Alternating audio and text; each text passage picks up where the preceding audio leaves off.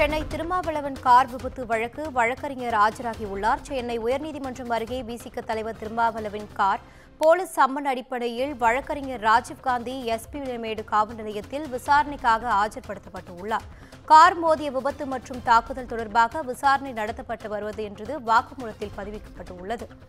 இது தொடர்பான கூடுதல் தகவலோடு இணைகிறார் எமது செய்தியாளர் சுப்பிரமணியன். வணக்கம் சுப்பிரமணியன், தகவல்களை பகிரலாம்.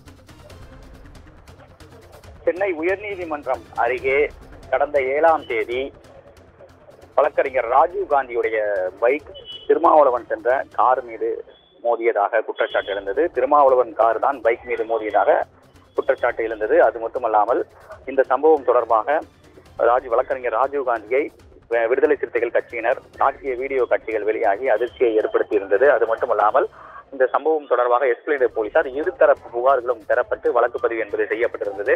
ராஜீவ்காந்தி மீது வழக்கு பதிவு செய்யப்பட்டிருந்தது. அதே போல விடுதலை சிறுத்தைகள் கட்சியினர் மீதும் வழக்கு பதிவு என்பது செய்யப்பட்டிருந்தது. ஆனால் இது கைது நடவடிக்கை இதுவரை எடுக்கப்படவில்லை. இந்த நிலையில் வழக்கறிஞர் ராஜீவ்காந்தி மற்றும் விடுதலை சிறுத்தை கட்சியினருக்கு தனித்தனியாக சம்மன் அனுப்பப்பட்டிருந்தது. அதன்படி இன்று காலை சற்று நேரத்துக்கு முன்பாக ராஜீவ்காந்தி விசாரணைக்காக ஆஜராகியிருக்கிறார்.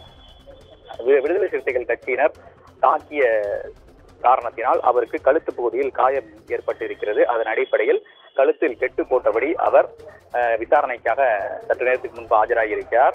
அது மட்டுமல்லாமல் அவருக்கு ஏற்கனவே சம்மனில் 10 கட்டுப்பாடுகள் விதிக்கப்பட்டு அவருக்கு சம்மன் கொடுக்கப்பட்டிருக்கிறது. காவல்துறையின் சார்பில் விசாரணைக்கு முழுமையாக ஒத்துழைக்க வேண்டும், அது மட்டுமல்லாமல் சாட்சிகளை கலைக்கக்கூடாது, மேலும் பல்வேறு கட்டுப்பாடுகள் விதிக்கப்பட்டு அவருக்கு சம்மன் அளிக்கப்பட்டிருந்தது. அந்த சம்மனின் அடிப்படையில் தற்போது விசாரணைக்காக அவர் ஆஜராகியிருக்கிறார். அவரிடம் சட்டம் ஒழுங்கு காவல் ஆய்வாளர் பிரபு நேரடியாக விசாரணை நடத்தி கொண்டிருக்கிறார். அவருடைய வாக்குமூலத்தை பதிவு செய்யக்கூடிய நடவடிக்கை என்பதும் மேற்கொள்ளப்பட்டு வருகிறது. இன்று மாலை விடுதலை சிறுத்தைகள் கட்சியினர் விசாரணைக்காக ஆஜராக இருக்கிறார்கள்.